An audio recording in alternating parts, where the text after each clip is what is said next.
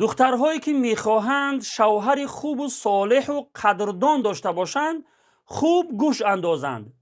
زلیخا همسر عزیز مصر با اون همه جمال و زیبایی و قدرت و ثروت نتوانست یوسف پیامبر علیه السلام را به خود جلب کند و خواستگار خود بگرداند.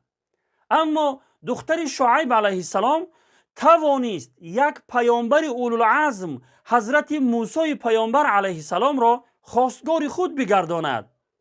این چگونه دختری بود که یک پیامبر اولوالعزم خواستگار او شد؟ او دارای چه صفتهایی بود که خداوند یک پیامبر اولوالعزم خود را خواستگار او گرداند و حتی برای ادای مهر او 10 سال خدمت کرد؟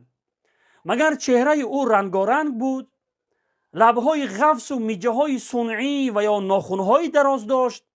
یا لباس های تنگ و نیم برهنه می پوشید؟ نه، چنین نبود، بلکه خداوند فقط یک صفت او را تعریف می کند و آن هم صفت شرم و حیا است. می فرماید تمشی علی استحیاء، یعنی او با شرم و با حیا راه می رفت. پس ای خواهران عزیز، خود را با شرم و حیا زینت بدهید تا بهترین مردان خوب و صالح و قدردان خواستگار شما شوند.